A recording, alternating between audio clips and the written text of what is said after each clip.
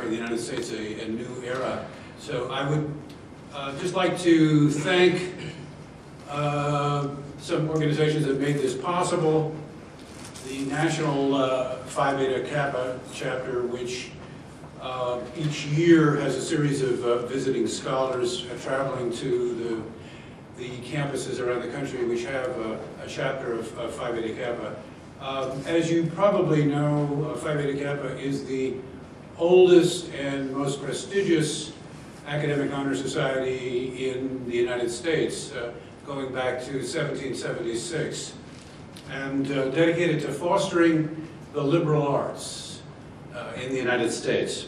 So I'd like to thank the national chapter and the local chapter as well, the officers of the local chapter, especially Paul Loesch, who is the librarian of Latin American collection, whose hard work made this visit possible. And in addition, the departments of history and the Latin American Studies program here. So let me turn it over to Phil Williams, who's Director of Latin American Studies at the University of Florida, who will introduce our speaker.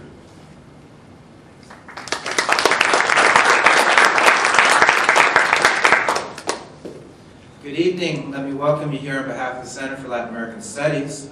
It's my distinct pleasure to introduce John Coatsworth. He is the Dean of the School of International Public Affairs at Columbia University. He received his MA and PhD degrees in economic history from the University of Wisconsin-Madison. He previously taught at the University of Chicago and was the Moore Gutman Professor of Latin American Affairs at Harvard University, where he also served as the founding director of the David Rockefeller Center for Latin American Studies. His other academic posts have included the Colegio de Mexico, visiting professorships at the Colegio de Mexico, the National Autonomous University of Mexico, the National University of Buenos Aires, and the Instituto Torcuato Di Tella in Buenos Aires. Dean Coatsworth is a member of the American Academy of Arts and Sciences and the Council on Foreign Relations. He's the former president of the American Historical Association and is currently the president of the Latin American Studies Association. He was awarded the prestigious John Simon Guggenheim Foundation Fellowship in 1986 and served as a senior Fulbright lecturer 3 times in Argentina and in Mexico. Dean Coatsworth has an impressive record of scholarship. He's the author or editor of 7 books and countless scholarly works on the Latin American economic and international history. Some of his recent books include the Cambridge Economic History of Latin America, the United States and Central America, the Clients and the Colossus, Latin America and the World Economy since 1800, and Culturas Encontradas, Cuba y los Estados Unidos. It's a great pleasure to have him here as our Phi Beta Kappa visiting scholar this year. He will be speaking on Latin America and the United States, a new era, ? And I'm sure you're as eager as I am to hear his thoughts on that question. So please join me in welcoming John Coatsworth.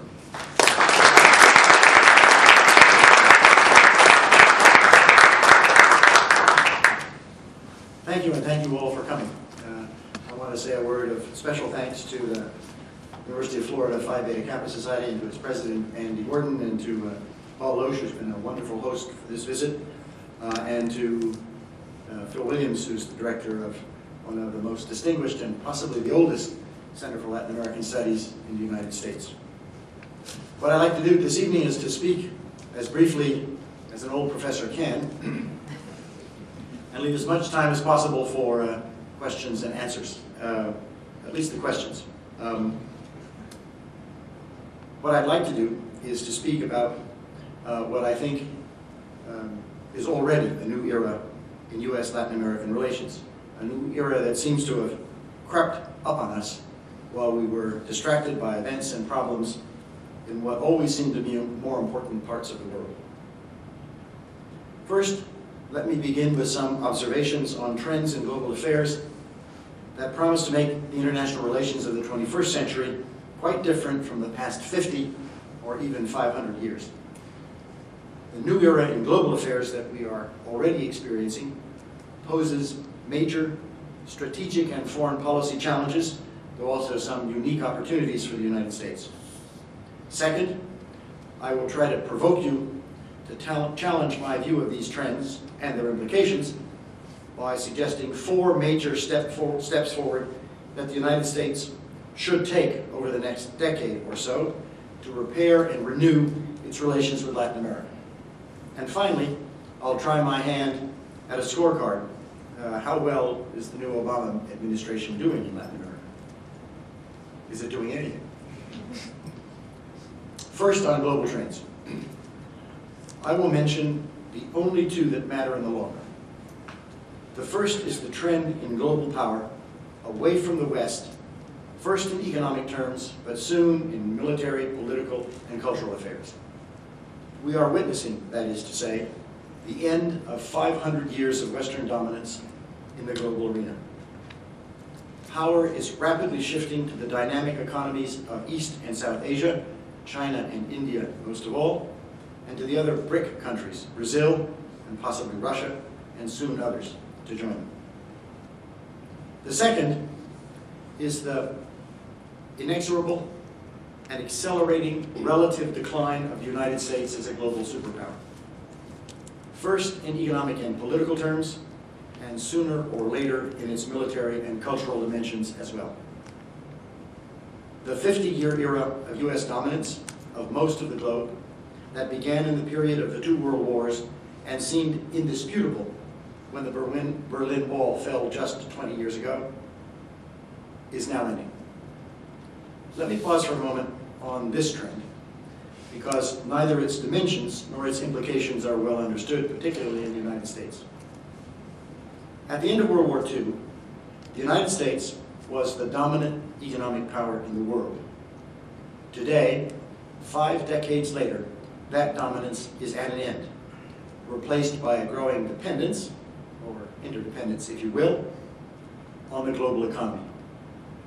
To put it more directly, for much of the post-World War II era, the United States did not depend critically on others to achieve its goals. But now globalization has changed all that. In 1950, half, or nearly half, of the gross domestic product of the entire global economy was produced in the 48 contiguous states of the United States. By 1970, that had declined to 35%. In 2008, only a quarter, it's a big amount, but only a quarter of world GDP was produced in the United States, and that trend is continuing. The relative economic decline of the United States in terms of the overall size of its economy is irreversible and will continue for some decades ahead. Principally because major economies in the developing world and elsewhere are growing faster than the US, and the global economy as a whole is growing faster than the US economy. In 1950, foreign trade represented no more than 8% of US GDP, and exports accounted for only 4%.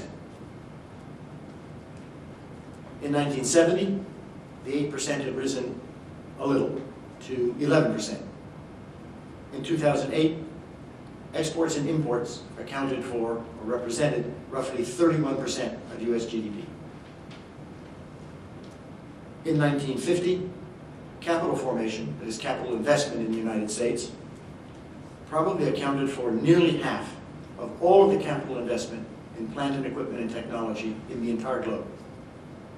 Since the 1980s, the United States has been a net importer of capital. Our economic growth depends on capital formation, and we are now a net importer of capital from the rest of the world and have been for more than a quarter century.